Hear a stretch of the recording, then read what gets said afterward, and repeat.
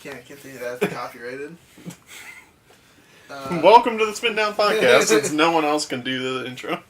I'm Tiny. Matt. I'm not Andre. Here we are in Andre's house. Yeah. I mean, last time Andre wasn't on screen, but he's not over here. Yeah. So, he's not here. Thank you, Andre, for letting us into your house. Yeah. We won't steal everything. Just most of it. Yeah, so welcome to today's episode. I believe it's episode 3. Either that or we didn't update the title. Like 3 or 4, 3.5. Who knows? Yeah. Oh yeah, last week was 2.5 because last time was utter garbage. I remember that. Yep, it was a trash fest. This week though, we have plans. Yeah. Kind of. Last minute plans, but plans nonetheless. Yeah. So what are we talking about? So you and I and Andre, but he's not here like we said. We went to SGGCon. That is true. I was there 2 or 3 weeks ago. So we're going to talk about that. I'm pretty good at making up stuff. I'll just make up stories as if you I'm can just Andre. stand in for Andre. You heard all our stories. Yeah. And then what are we going to do after that? Well, we're going to talk about, because the pre-release is next weekend. I believe so. Yeah, next A weekend. week from Friday. Yeah, a week from this Friday/Saturday. The M19. It is 19, right? Mm-hmm. Okay. I did not know. I did not know what set it was because I was gonna be like, I was writing the post. And I'm like, oh, I don't know the name of the set, so I'm like, the next set. Yeah. So M19. Yeah, that pre-release is coming up. So we're gonna talk about some of the notable cards. At least for constructed. Yep. Yeah. So I figure we should jump into SGGCon first. Yeah, that's probably quicker. Yeah. So SCGCon was pretty fun. I had a good time. Yep. Me and you both played in the open. Yeah, we both played in the open. Andre played in the Duel for Duels. That's what it was called. That's what it was called. So before we get to the actual tournaments, we can talk about how just insanely better doing Airbnb is over hotels. Oh yeah, our Airbnb was insane. It came down to something like for each of us, it was like $20 a night. Yeah. And the place was really nice, but our hosts were great. Hosts were great. It was cheap, like he said. Plenty of room.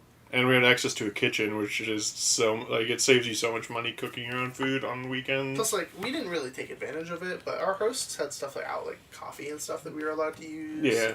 And snacks and whatever. Yeah. That was pretty cool. Yeah, Did so... they have broccoli and cheese? They did not have broccoli and cheese. Well, actually, we didn't check. They had a lot of, was it Alpine salt? Or what was the salt? Himalayan Himalayan salt. The pink salt. Himalayan salt, Yeah, yeah. they had a ton of Himalayan salt. Like, every cabinet you open, you're like, there's some more Himalayan salt. It was pretty sick. Yeah, so pro tip, if you're ever doing a magic weekend, Airbnb is a lot better. Like most things, doing it earlier is better. Like if you check months out, it's a lot easier to find cheap deals. When you say a magic weekend, do you mean a weekend where you play magic or a weekend that is magic? Both. It was a pretty magical weekend. Yeah, true. That. Once I realized that I could sleep in the other room and not listen to both of them with their chainsaws. Hey, man. You gotta do something tonight to keep yourself having fun. Yeah, so the sleeping arrangement the first night was Hoffman and I on the regular bed and Andre on the blow-up mattress. And Andre had trouble falling asleep. Yeah. So the next morning Andre complained about Is that the first? Not counting counting. Yeah. No, I did one. Did you? Yeah, Okay. last week. Sure. Well, Andre complained about sleeping on the air mattress. I'm like, wait, I could have just slept on that in the other room? Because I tried to sleep on the love seat that they had in the other room that's like this long. See,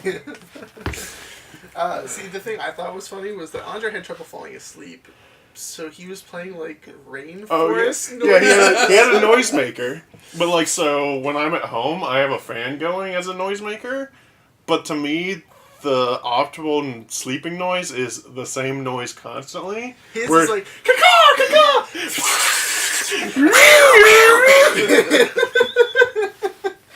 Yeah, so, not Andre's here, right? So we can make fun of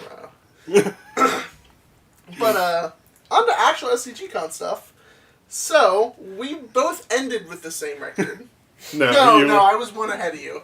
I ended 8-7. So we should have ended with the same record. Yeah. But we'll get to that story at the end, because that's the end of our weekend. Yeah, so, So, first of all, Opens, much like GPs and Pro Tours and bigger events like that, yes. they lock in how many rounds it is before they see how many people it is. Mm-hmm.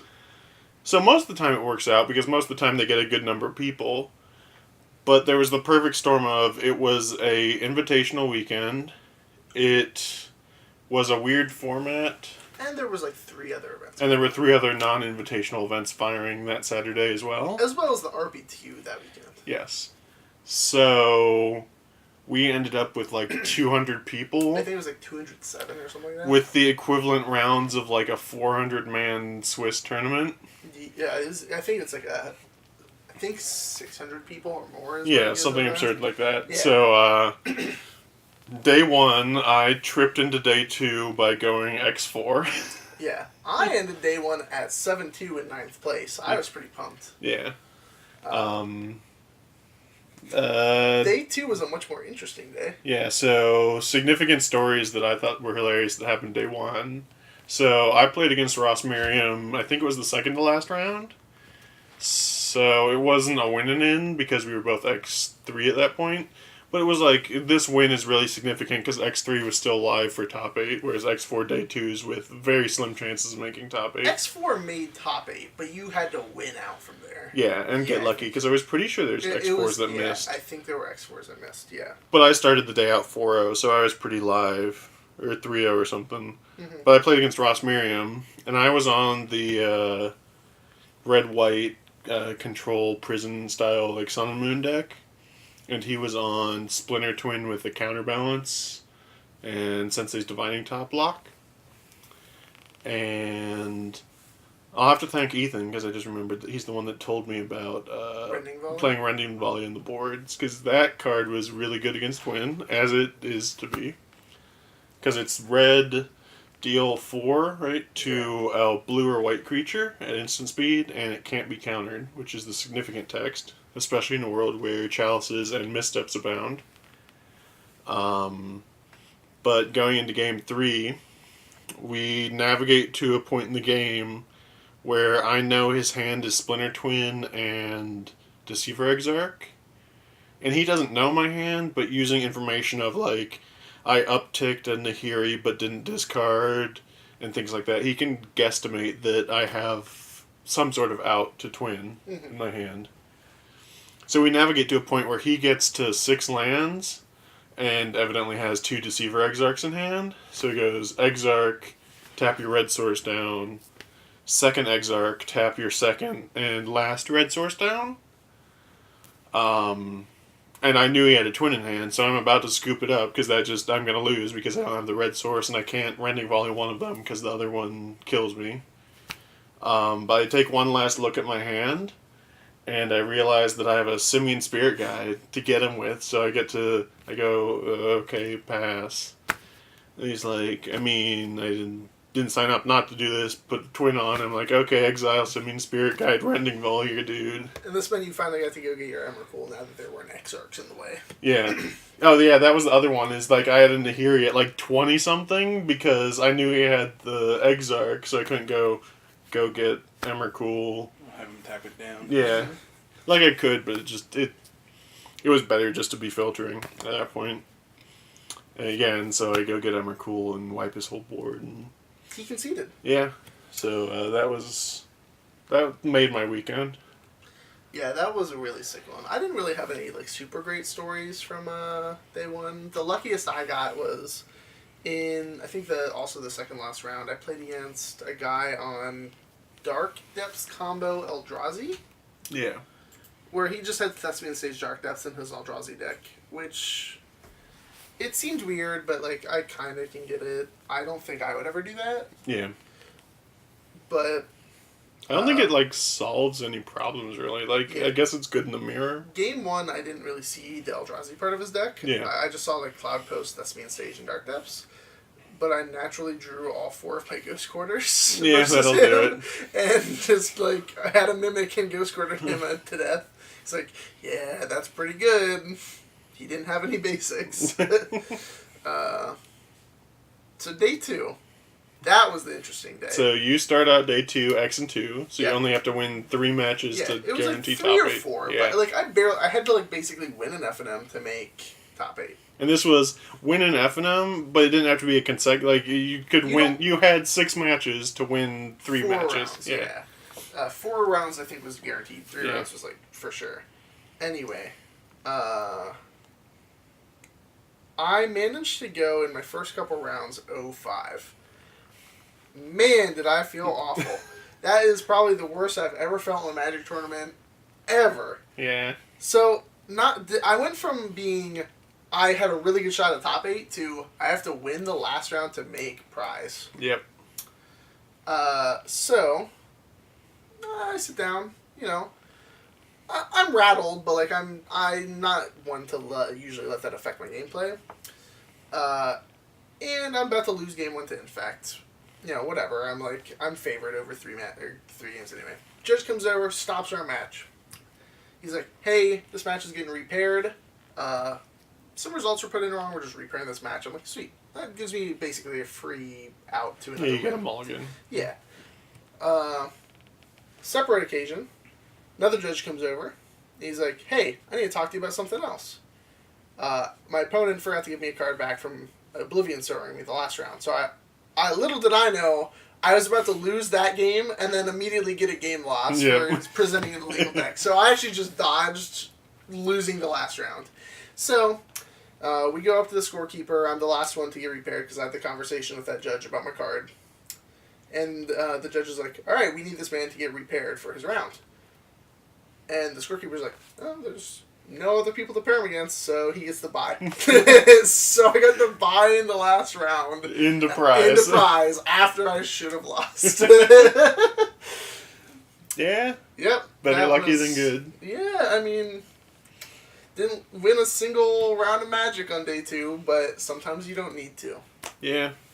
Yeah, that was the other weird thing about it being a 200-man event was you had to do barely better than 50% win rate over the whole Yeah. tournament to prize. I went 8-7, and if you don't count, food costs and stuff from the weekend, I doubled up my money. Yeah. Yeah, like you pay 50 for the event, I got 100 Yeah. back. Eventually I will. I haven't Yeah. gotten into the mail yet. I went 7-8, unfortunately.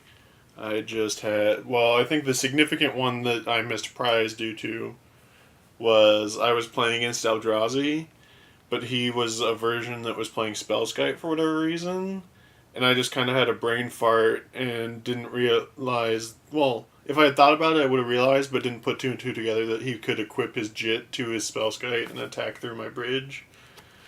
And I could have journeyed in nowhere the Spellskite, but I passed instead, and he ripped the Thought-Knot Seer off the top to get the journey in nowhere to then just spiral out of control, and I couldn't kill the Spellskite in time. Darn spell skates. Yeah. SCGCon was a fun time. Yeah, I enjoyed it. Andre said he enjoyed it, even Yeah. though he didn't do great, but he's definitely... He spent a lot of time learning. yeah, his he's legacy getting deck. better at Legacy and Magic in general.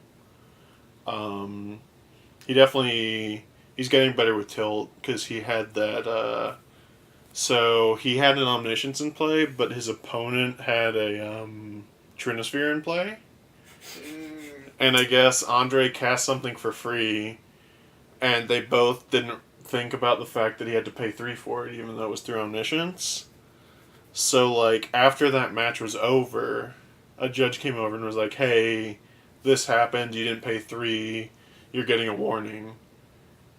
Which is fair, but Yeah. his opponent should have also gotten a warning, and evidently his opponent did not also get a warning. Yeah. Because it's up to both of them to keep the game state and gameplay legal. But that kind of threw him for a loop. But he was really good at shaking it off for the next round. Yeah. I can kind of get that. You shouldn't let things rattle you like that. Yeah. I don't think there's really much more to talk about CGCon. It was a while ago. Details are fuzzy. Yeah. It was a good time. I hope they do something like that again. So they did announce that there is another SCG-Con in December. I do not know what format the Open is going to be. I have a hard time believing it will be No Ban This Modern again, just because of the, even though there were other factors beyond it being No Ban This Modern, I can very easily see it being, oh, no, playing this module only got 200 people. Yeah, I mean, It isn't worth it. When you think about the amount of money they lost, it's kind of crazy. Yeah, like, they definitely lost like $8,000 in that. The Open itself was $10,000 under the prizing. That wasn't, yeah. And then there's all the other events were pretty much also under the Legacy event. You have to consider had more prizing than technically. But the thing is, that event paid out in dual lands, which obviously like they lost the net value. Yeah, because it like they paid 50% of that value, so that's it still was a loss, but it's not nearly as bad as just lighting $10,000 on fire. Yeah. Yeah. But yeah, it's cool. I hope they can kind of fix it. I think honestly, timing it with the Invitational, it made kind of sense where it's like their big event, but I think for them it was a bad business decision. Yeah, and I think they can easily pull in a bunch of people for just a whole weekend of Sweet Magic. Yeah. I know the Pauper Classic had a really big number of people. Yeah. I forget how many it was, but it was huge for Classic as far as I know. Yeah, but it was a fun event. Roanoke was a fun city. We didn't really see the city itself. Yeah, we were definitely like in the suburbs. It seemed very similar to the area we live in. Yeah, but the convention center was nice because parking was free, and it was just a nice convention center. Yeah, and we were only like half an hour away from it. So fun times. Yeah. So on to M19. Yeah. Alright, so I have a handy dandy list here. Yep, and we can pull up. And we're going to pull up cards as we go along. So these are cards, let's clarify here. These are not cards that any of us are saying are going to be played in Standard. Mm-hmm. But they're notable cards that one either could see play, will see play, or could see sideboard play. Or sweet, yeah. Sweet. So I kind of just went down the main Mythic spoiler page. Sure. So we can just click on them as we go. Alright, so the first one here is Tezzeret. So this card is notable, I think. I don't think it will see play. We've discussed this. Unfortunately, in the world of that other 5-man Planeswalker. No. Teferi. I also wanted to say Dovinbon. That's the wrong blue-white Planeswalker. In the world of Teferi, he's just like a kind of... He's not all the time worse as a Planeswalker. Yeah. Drawing 2 cards is very powerful if you get his 0 ability like online. Mm. And creating 1 with Thopter is definitely not bad. That's actually fairly good as far as Planeswalker abilities goes, especially for taking up. Yeah. Except Chain Whirler is like...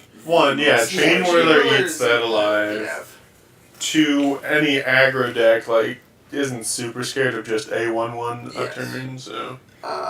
The emblem obviously says win the game, but that's like not usually what you're playing Planeswalker for. Really, I think when you play Tezzeret, you're looking to draw 2 cards a turn, which is super good.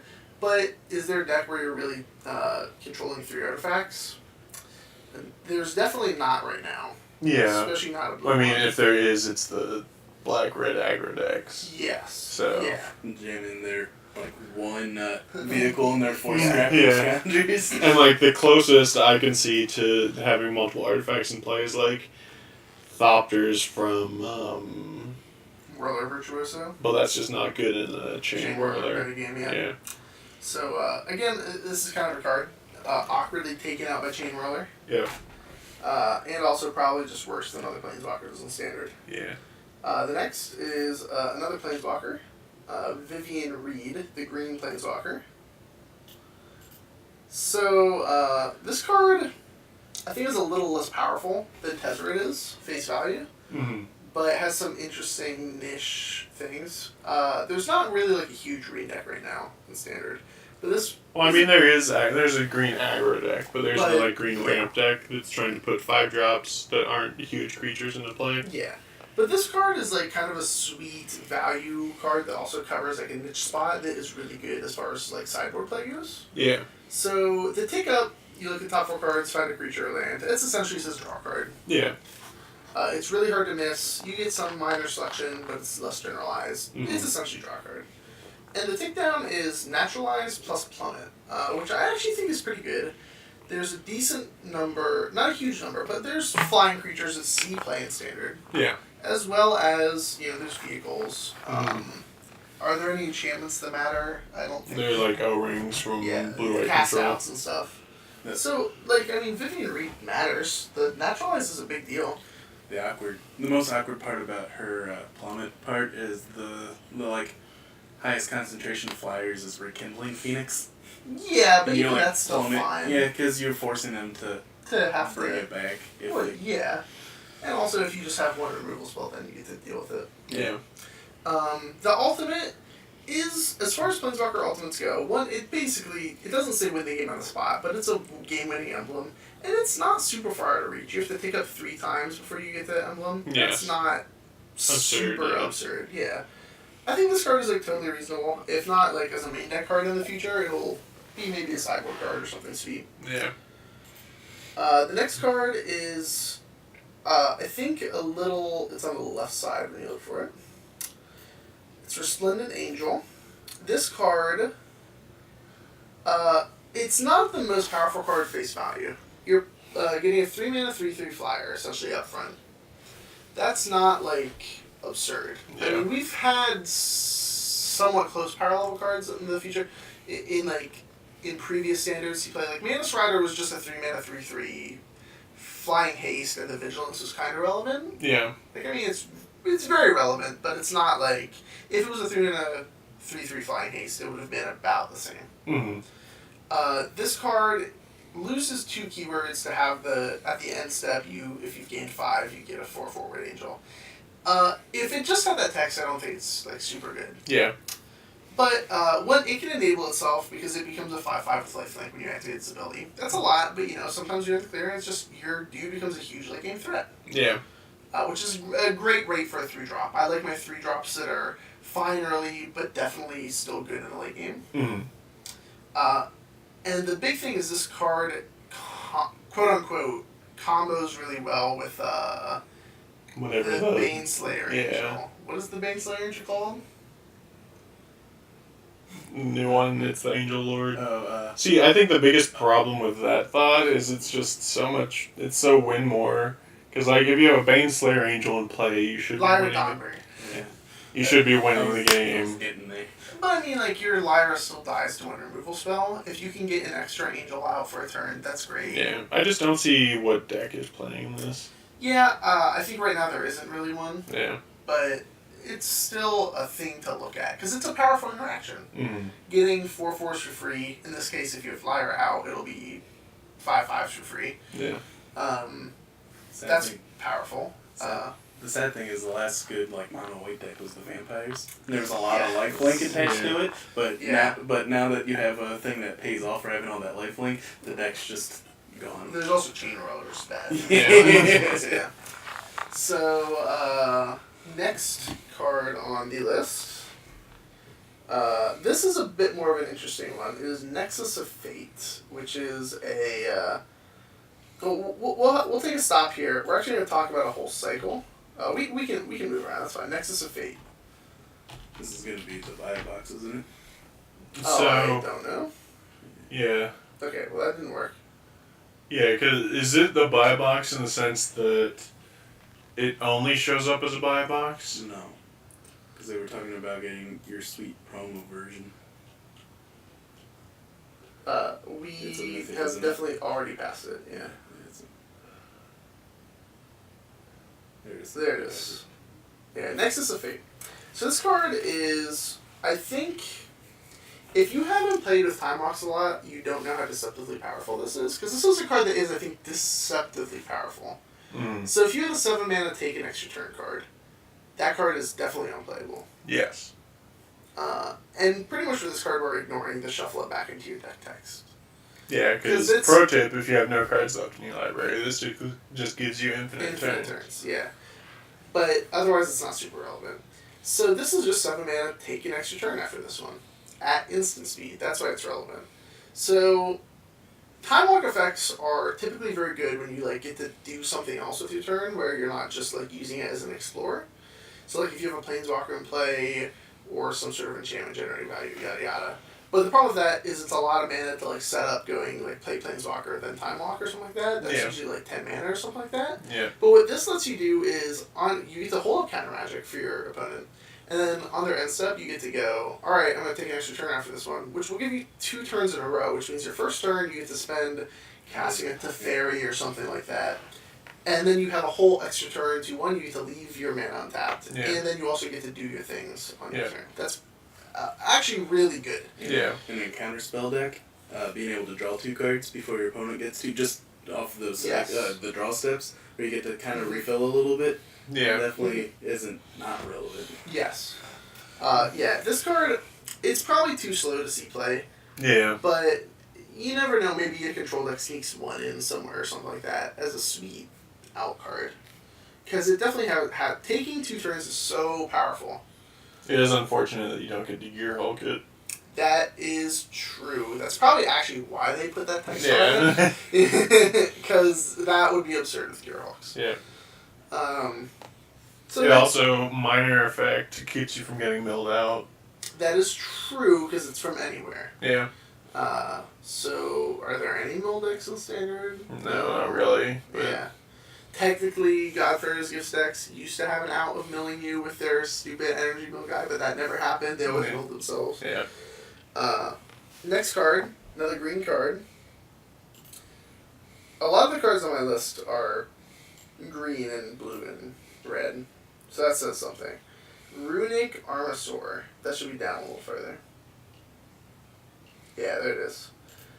So Runic Armasaur. First off, I gotta give credit to a super interesting stat line. I think 3 mana 2/5 is a sweet stat line. Yeah. I don't know the last time we've seen something 3 mana 2/5 that's seen playing standard, but it's actually not a bad stat line.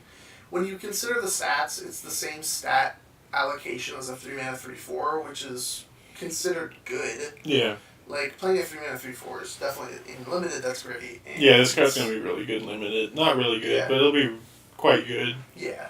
Not because of the ability. But Yes.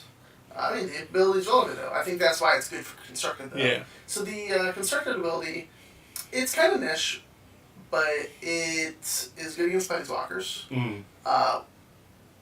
Which, I mean, like, it makes, like, say they have a Teferi, it kind of turns it into, they tuck this card, and then you also draw a card, Yeah. which isn't, Teferi's still a good magic card, turns out, Mhm. but it kind of, Wait, it Makes doesn't hit It doesn't, fairy. It's no. creature or land. I thought it was not a creature or land. Yeah. There you go. So, ignore what I just said. I misread it, but I think that's actually still better because there's more creature abilities that come up than Yeah. anything else. Basically, it lets you draw a card if you get a Field of Ruined. Yeah, Yeah. which does come up. Also, like, if you're playing a graveyard focused deck, you can, like, randomly have this as an out to, like, Scavenger Grounds. I mean, which I assume is still kind of wrecking you, but at least you get to draw a card.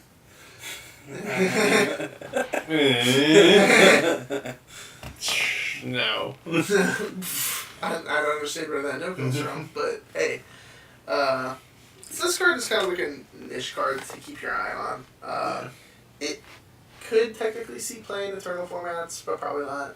I mean, I could see it seeing play as a random one of in Court of Calling decks. Yeah, sure. If it's relevant against something. Yeah. Next card, we have Goreclaw, Terror of Cal Sisma. Right Hey, look underneath. at that. Legendary bear. He's a legendary bear. First off, that's sweet. Everyone loves a good bear. Yeah. Now we can have our Bear Commander decks. That shouldn't play bears. Yes, yeah, true. So first off, 4 mana 4/3 stat line isn't fantastic, unfortunately. Yeah. But really, he kind of plays as a 4 mana 5/4, which is better. I'd rather it be a 4/5, but you know we can't get it all. I think the real power behind this is your creatures with power 4 or greater cost 2 less. Yeah. That's actually a really strong effect. Yeah. You consider like in this, consider a green deck that wants to play a card like this. Mm-hmm. You're gonna have Verdur's Gearhulk. Yeah. That costs you less. You're gonna have God, where's some other green cards in standard? This is where we know that I don't play much The standard. Uncounterable Dinosaur. Yeah, sure, the Uncounterable Carnage Tyrant. Okay, Carnage Tyrant, yeah. The hexproof one that uses energy. Hexproof. Bristling Oh, Yeah, Bristling Hydra. There's like a good amount of cards that cost less. Plus, the fact that this guy we'll say pumps your team when he attacks. Mm-hmm. It's not quite that, but the +1/+1 and giving trample to your big dudes is pretty good. Yeah. Especially in a Verter Gearhulk deck or something where you turn your smaller dudes into big dudes too. Yeah. So this card is kind of notable. I definitely could see it seeing play. I actually think this is one of the ones that in a good green deck will see a good amount of play. It is unfortunate that, the Llanowar Elves-based aggro green deck still sees play even with Chain Whirler out there, but it's just so unfortunate that Chain Whirler does eat Llanowar Elves for breakfast. Worth noting, he does make your Steel Leaf champions cost 2 generic less. Good. Next card, I think this is my favorite card on the list, but this says something about myself, is Spitflame, the next card over. This is just 3 mana, instant speed, deal 4 to a target creature. That's almost a passable card on its own. Mm-hmm. At sorcerer speed, it's not very good, but instant speed is kind of fine. Yeah. But it has the text of when a dragon enters the battlefield, you can pay a red, and if you do, get it from your graveyard to your hand. That's actually pretty good. Yep. Because there's some playable red dragons. We've got Glorybringer. Yeah. We've got some other ones that might be on this list. What are some other dragons you see play? It's just Glorybringer, really. Yeah, it's pretty much just Glorybringer. But this card is kind of playable enough on its own that if you get to draw one off of it a game, that's really good. I think. Yeah, I don't know. I don't think it's gonna see play in the red aggro decks. It's probably not because they're too low to the ground right now. And I don't think anyone else plays dragons. Yeah. Not every red list was even playing Glorybringer anymore. Again, notable card I think to look at. Yeah. Next card. This card is I think it's really insulting. It's Goblin Trashmaster right underneath it. Alright, so we still have Kaladesh in standard. And now we have 4 mana 3/3, gives your other goblins +1/+1. Most notably Goblin Chain Whirler. But there's some other notable ones. If a goblin deck pops up, there's the actual gives all your goblins haste dude. Yep. There's Fanatical Lackey sees play. There's War Chief, isn't that right? Yeah, War Chief is the haste one. Oh, okay. Yeah. There's I think some other random passable goblins. Yeah. So I don't know if there's a goblins deck, so to say, but there's some powerful cards that go into it. And this guy having the text sack a goblin destroy an artifact that's actually a really awesome main Yeah, deck. it gives them main deck answers to Godfarer's Gift is a really significant one. Yes, yeah. So this card just seems like a solid, look at this, keep an eye on it. If a couple more good goblins get printed, you could actually see something happening. Yeah. Next card, also a goblin. Kind of goes in the same vein as this guy. It is Volley Veteran. Down, down, down to the reddest cards I know. There's a goblin. It's not a playable one, but it's a goblin. Especially not in goblins. That is true. Volley Veteran. Alright, so this guy, he's in 4 mana 4/2, deals damage to a creature when he comes into play equal to the number of goblins you control. So minimum 1, assumably your opponent doesn't kill it while it's on the stack. Yeah. Probably looking at 4 mana deal 2 in the current decks. Mm-hmm. But if another goblin deck pops up, if you're doing a 4 mana 4/2 deal 3, 4 mana deal 4/2 deal 4, that's a Flame Tongue Kavu, and that card was absurd in standard, and we've all played with Unlimited, and it's absurd there. Yep. This card is quite good. I think in Limited, just as a 4 mana 4/2 deal 1, that's actually also pretty good. That's very good, actually. Yep. Yeah, this card's solid. Again, keep an eye out for more goblins. Mm-hmm. Next card, white card, Cleansing Nova. I don't know if that should be higher, yeah. Wow, this is quite the stream. Cleansing Nova, there we are. Alright, pretty simple card. I think this one's pretty self-explanatory. All rats are kind of notable. Yeah. This one has a pretty good alternate mode to it. Mm-hmm. So probably most of the time this is cast and destroys all creatures. But destroying all artifacts and enchantments is a super nice alternate mode for a 5-mana Wrath. Especially in the like control deck mirrors, you all of a sudden have modes on your Wraths that are They're actually relevant. Yeah. And it takes up the like extra slot in your sideboard because you're gonna want the Wrath anyways. Now you Yeah. don't have to worry so much about artifacts or enchantments. enchantments. Yeah. So this is pretty much just the white command, right? But the modes are jammed together. You can't choose different. Austere. Yeah, austere command, because austere command is The creatures all 3 or all less. small creatures, all big creatures, all Artifacts, all enchantments, yeah. So actually, this is a very like super good card to print for Commander. I think. 'Cause I think austere command was getting kind of expensive too. Yeah. That was a good card. Yeah, it is a good card. And this card is very similar to that actually. Yeah. So yeah, definitely take a look at this one. Getting close to the end of the list. Remorseful Cleric is the next one. That should be just a little bit down. One card down. So this one is an unexciting card, but I think It's it's the an card I'm important most excited for out of the set. That's weird, but I don't blame you. It's a 2-mana 2/1 flyer graveyard hate card. It's really good in the collected company / I Yeah. just said the card, but Yeah, for standard, it's like kind of a niche card. yeah, it's But- not great in standard, but it's really But good for in modern. eternal formats, modern, legacy, maybe even vintage, it's actually really solid. I don't know how good it is in legacy and vintage. Like it's fine, but But there's other options Yeah. as well.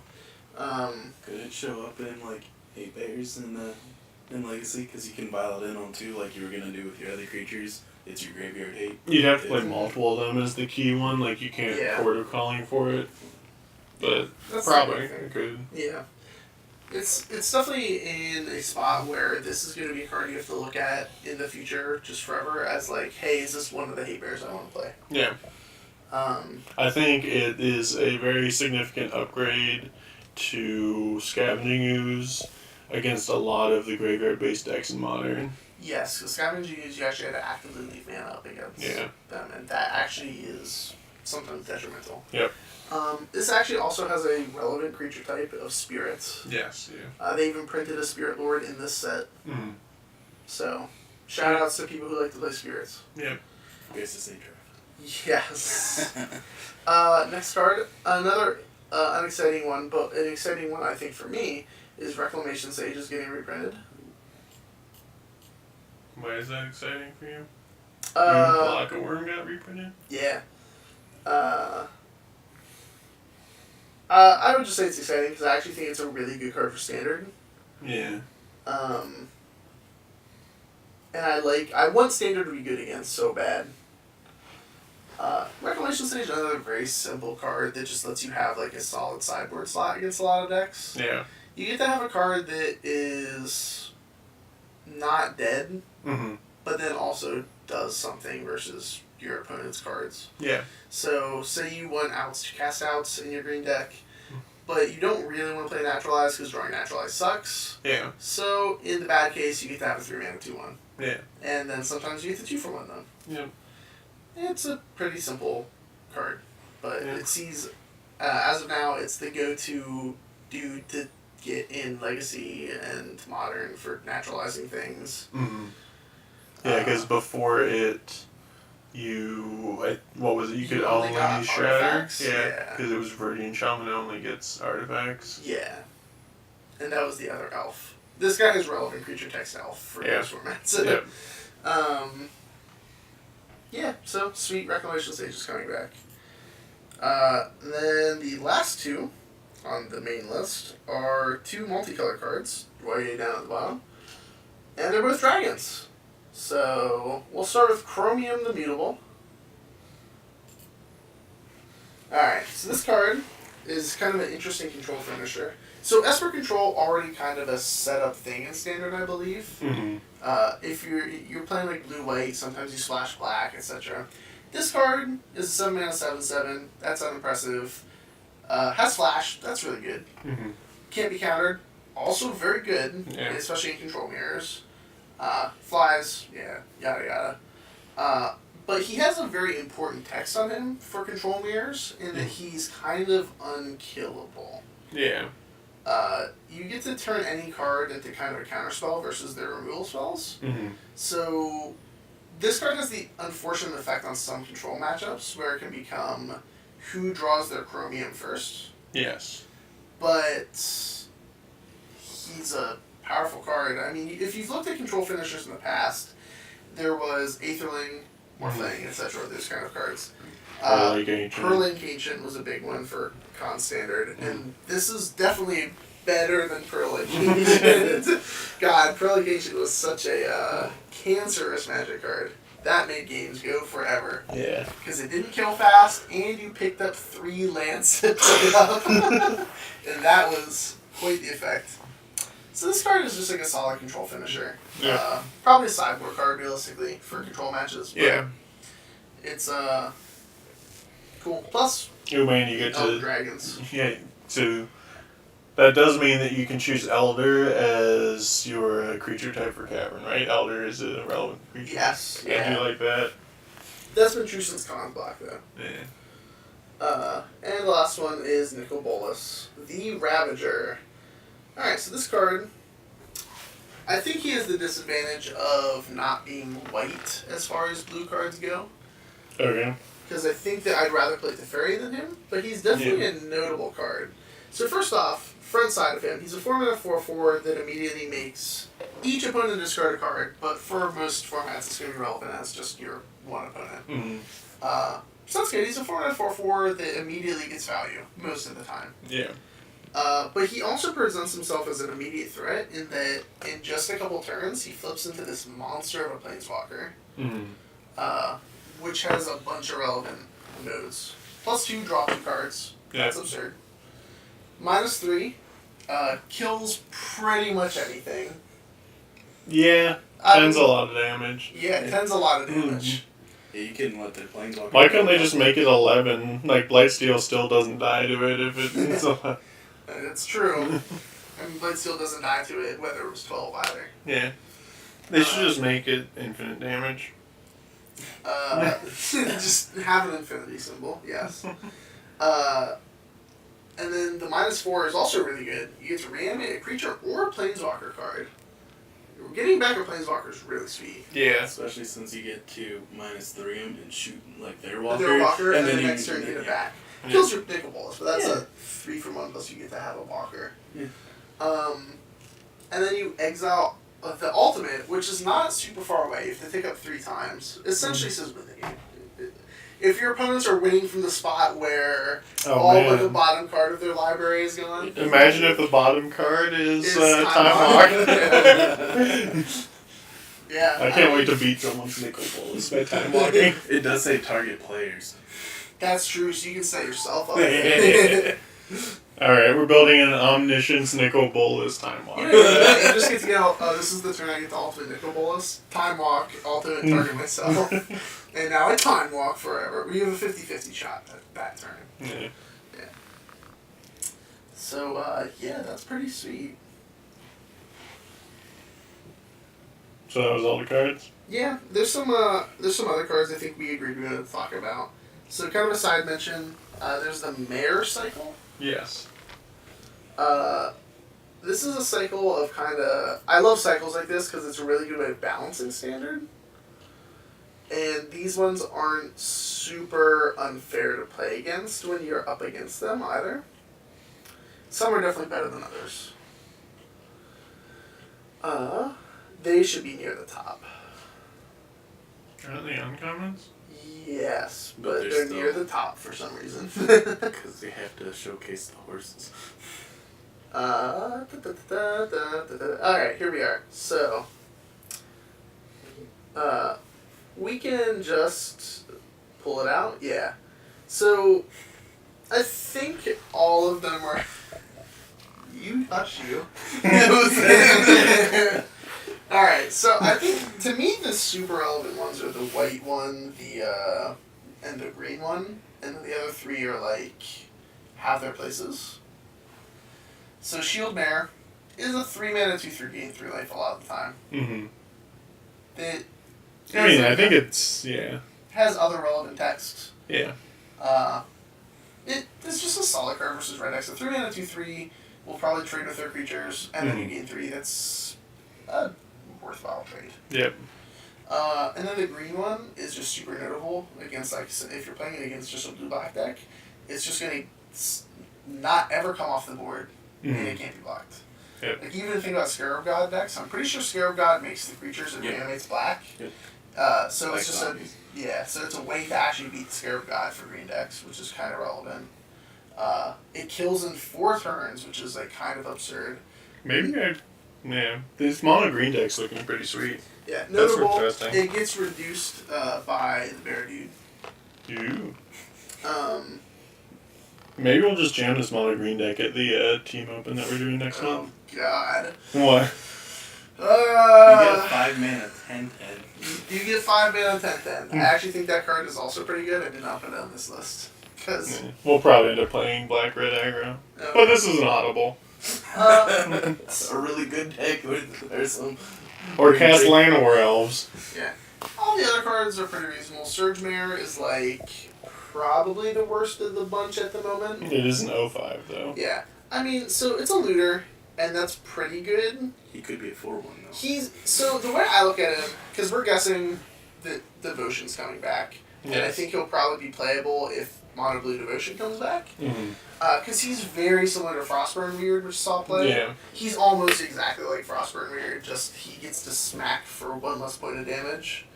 And you're forced to upgrade his In power weapons by twos, 2s. yeah. So actually, I guess he hits for the same amount of damage, right? Yes. At max. Yes, because he makes Yeah. 5 power, and Yeah. Frostburn just already had 1 power. Yeah. Or But he 4 also- power. Yeah. I was gonna say. But he already has like the upside of getting to loot. Yep. Which is actually really solid. Yeah. Plaguemare, we see that Goblin Chain Roller has relevant text and dealing wind, everything is kind of the same. Though it's definitely not as powerful. I can definitely see it being playable in Eternal formats, though. Strangely enough. Yeah, I mean, like, so the big thing is Orzhov Pontiff already exists, which Yeah. kind of takes up the slot of this. But if you're not playing white, this would be an option. Yeah. Like, I could even see it as, like, a sideboard card in... so one of the big for, things like, is... Storm and stuff like that. One of the big things is, like, take Grixis Delver and Legacy. Yeah. They play Marsh Casualties, which I forget how much it is when you kick it, but all it does is it gives your opponent's board -1/-1. It's Mm-hmm. like 7. No, it's definitely not 7. Oh, not the kick. Oh, I thought you meant the kick cost. It's Well- like 5 or 7 to kick, isn't it? No, it's definitely not that much, because the whole point of it is you kick it, they kill their dreams. I think it's 4 when you kick it. So what does it do? It's black. Give all creatures -1/-1. Okay. When you kick it, it's only your opponents. I'm pretty sure that's the Yeah. effects of it. We can look it up right here. Look up Marsh Casualties. Here we are on a detour to Marsh Casualties. Point is, though, this card has a similar effect and can actually fill the same role. I mean, look at the fact that, like, Marsh Casualties. Yeah, so it's 5 when you kick it. Oh, I'm thinking of Blood Tribute. Oh, no, okay. So they get -2/-2 instead. So you but it's just don't only, kick it. yeah. So you don't kick it. You just play black. because it's like, Yeah. so in Vintage, for, like, one tournament, I played the Plague Belcher or whatever. Oh, yeah. On every upkeep that deals 1 to everything to deal with Thalias. Like, this card's just so much better than that. I totally forgot that The art is all significantly worse, though. that is Plague Plague Belcher's Belcher's art, yeah. yeah. Lightning Mare is probably on par with the blue dude, but Yeah. he's maybe slightly better. I don't know. He'd be better if He dies had, to Chain Whirler is the significant problem. Guy's a chain roller. That's bad. He'd be way better if he had, like, Trample Haste and the sack at the end of the turn. Yes. If he was Hellspark Elemental, he'd be great. But can't be countered. Yes. There's not, like, the can't be blocked by blue creatures, at least at the moment, isn't really relevant. There's not a lot of blocking blue creatures. Hey, there's Surge Mare. There is Surge Mare. The fire breathing is nice. Yeah. That's, it's always nice to have something. Like, Satyr Fire Dancer, he fire breathed a lot. And his fire breathing did 1 to you. Yeah. Then I think we had just the last couple cards that I thought were worth talking about for Eternal formats. Hey, look, there's Isolate. Isolate. Let's just do that one right now. So Isolate, I think we talked about this before you got here, Matt. We've come to the conclusion that this is probably not great. There's not enough relevant. Like, when you're going to play, you either want to play Swords of Plowshares or Path over it. And there's just not enough non-creature permanence that it hits on top of those things for it to be worth it over those cards. And there are just better options, I think. Because, like, in Legacy, you're hitting, like, a 1-mana 1/1 or 3/2, depending on which side he is, when you could just Swords them. So let's ignore the creatures, because Swords is just getting them. Yeah. Like, they're definitely relevant in the mix. But you're hitting Vial, you're hitting Needle, you're hitting Grafdigger's Cage. But, like, a lot of these are, like, are you playing a deck that those are relevant against, even? And shouldn't you just be playing a Naturalize that can hit 2 and 3 and 4 drops? Yeah, to, like, kill their swords and stuff like that. So, we've come to the conclusion that Isolate, not the greatest. Maybe it'll see some minor sideboard play somewhere, but I don't even think so. Definitely an interesting card, though. I think this is a really well-balanced card for its effect. I mean, I don't think balance is really the word. I think being unplayable in an Eternal format is well-balanced. I don't know. I think balance is the wrong. I think it's like a cool design, but I don't think balance. Like, I don't know. How would you feel about it if it said 2 or less? It would be absurd. Yeah, it would just. Yes, that's what I'm saying. It's yeah. If it said 1 or less, it would also be a lot better. Yeah, because you get Chalice. Granted, most of the time Chalice Chalice is also, I realized the way it's worded, you would also hit lands, but we'll assume they would fix that. Yeah. Are there any 1 CMC lands? When they finally make this instant speed land? There is a 1 CMC land. Is there? Yeah, it's the white flip card from the Legion. Oh, Legion Landing? Oh my gosh. I can't wait for that to come up. Yep, there's a 1 CMC land. Okay, that's sweet. Yeah, because I'm pretty sure they all are the, like, Search is 2 CMC on the back, right? That's how it works. Yeah, that's now. how flip cards work now. Yeah, so, yep, there's a 1 CMC land. Now we're playing it just to get someone. Why didn't you kill it before it flipped? I got 1 out of it. Just for the story, man. Then the other cards. You're not as hype on this one, but I think this card's, like, kind of reasonable, if not the greatest. I love that range. It's kind of reasonable. Or the greatest thing ever. No, I said, but not the greatest. Oh, okay. But, it probably is. You have to say what it is. It starts with an S, Master Thopterist. It autocorrected me to said Master Thopterist. It should be down for sure. That is the worst name ever. We gotta talk to R&D. Master Thopterist. Starts with S. Master Thopterist. Okay. So, 3 mana 1/4. That's actually a fine stat line for Eternal formats because it survives a bolt. And also you have to work to Fatal Push it. Yeah. Whenever you cast an artifact spell, create a 1/1 Thopter with flying. Okay, so the reason this card is kind of sweet is Paradoxical Outcome is a deck in Vintage. And this is Still on this. You don't have to splash white for Mentor if you play this card. But you can just play a outcome deck that doesn't splash right for Mentor and win with cards that aren't 1/4s for 3. I do agree. Well, I mean, so I think Doesn't that bolt? Neither does the win cons I'm thinking of. Are you thinking of Young Pyromancer? No. Okay. Young Pyromancer. I will concede. Yes. Young Pyro is worse than this card in Paradoxical Outcome.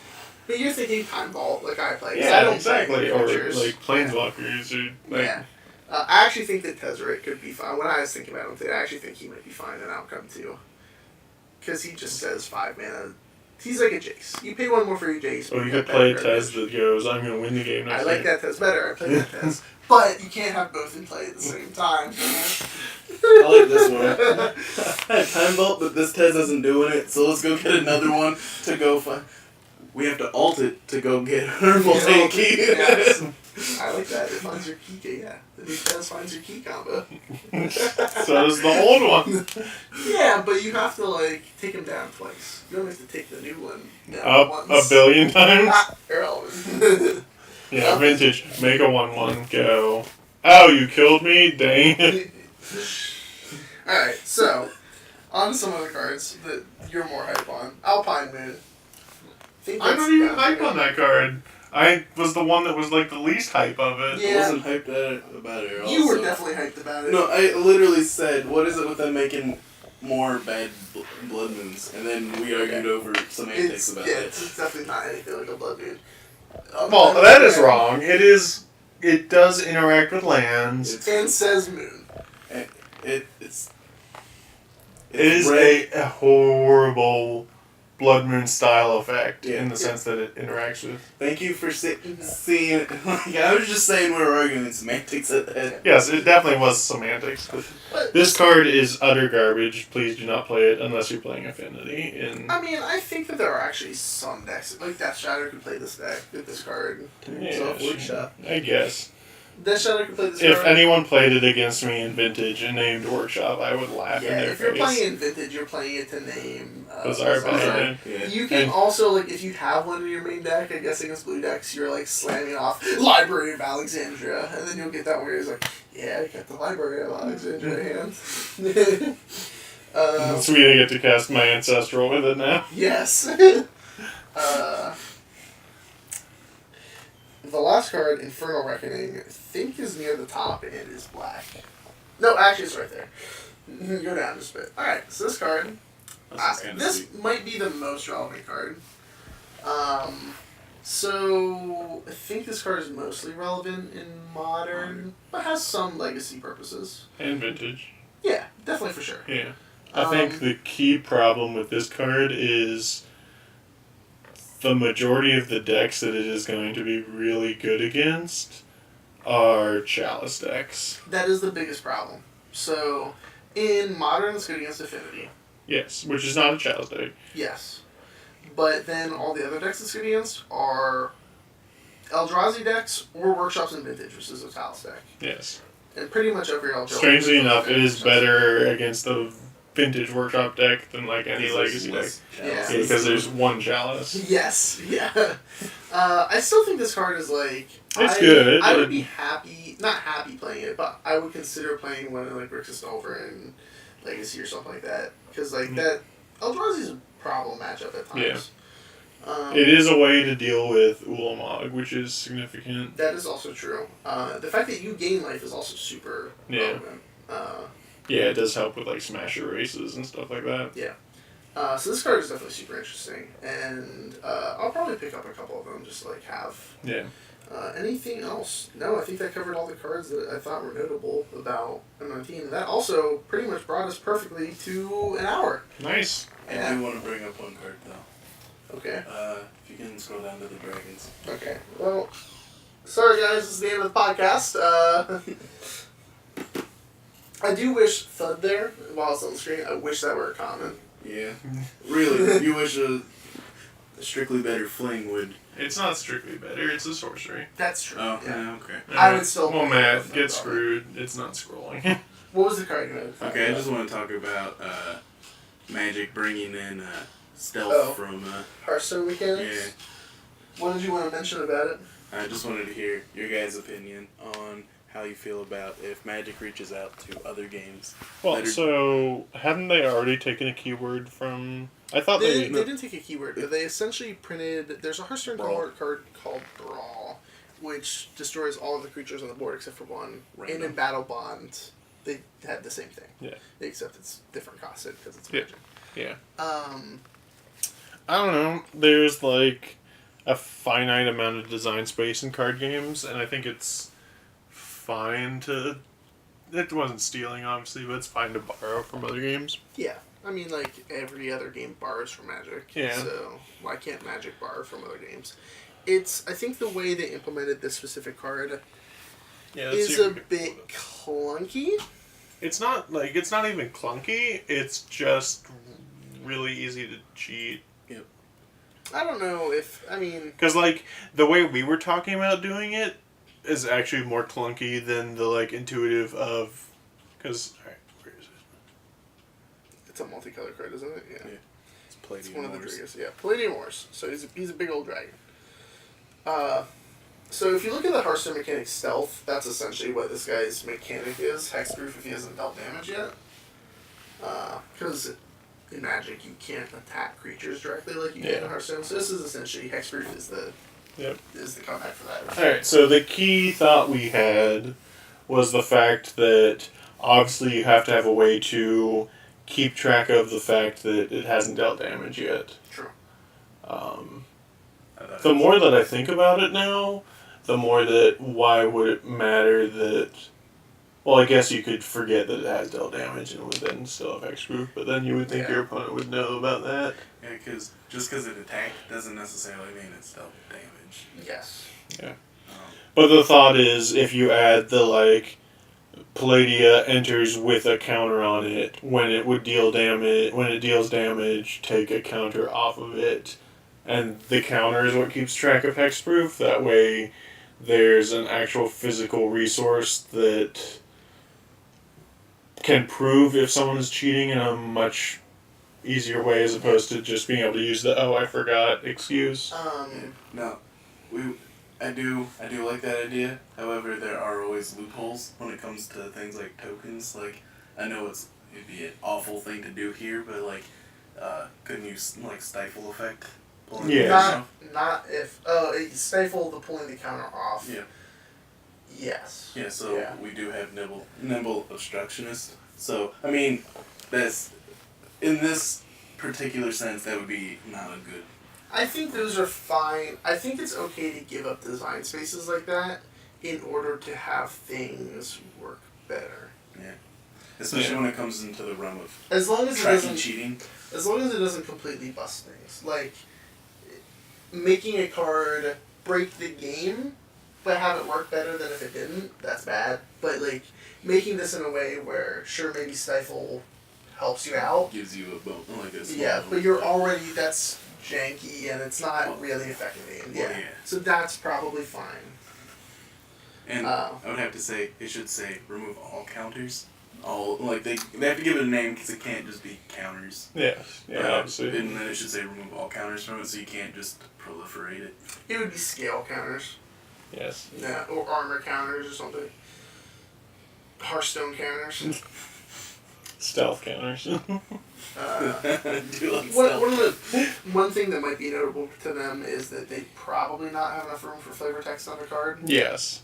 Because you have to add a couple lines of text to fit. Yeah. I think flavor text for a better working card is a good sacrifice. Yes.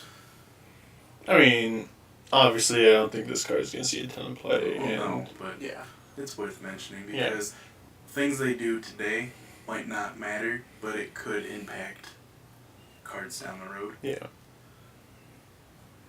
Alright, well, I think that was everything we had to talk about the set. Yeah, I think so. I think we covered a good amount on the show. Alright, so... Well, look at us. Obviously, we missed the show 2 weeks ago. I didn't post about it, but we all just kind of felt like garbage and didn't feel like doing it. I didn't. I was down. Yeah. I was here. You were one of the first ones to opt out. No, he was the third him. one. It was me, Andre, and then he was... Oh, okay. Oh, yeah, you didn't opt out because you were sick. You opted out because you didn't come to SCGCon, so you didn't want Yeah, I was like, okay, I can just sit and be like, they had fun. You need to come with us next time. Or don't. I don't want to force you to do anything, Matt. I don't like your tone. So, I'm not a printer. barring us dying or anything like that, we're looking at July 11th is our next episode. Any idea what topics we want to cover at that point? Well, the set will have pre-released by then, so we can talk about... I'll probably play in a pre-release at least, Yeah. so... I probably won't play the pre-release, but we can spend that one talking about what I'm playing in Standard for the Team Open with Ethan. Yeah, Because that that works. will be something we have put energy into. And then the 20... The 25th will be right After the team event, so Yeah. we can just have Ethan on as a guest host, and we can talk about how the Open went. Yeah, okay. So, bam! We actually have plans for the next month worth of shows. We'll see if we follow them. Alright, so thank you for joining us. As always, I'm Tiny. Matt. And I'm not Andre. You can find us at Spin Down Podcast on Twitch, YouTube, Facebook, Twitter. I think that's everything. And yeah, have a good night. Have a good night, everybody.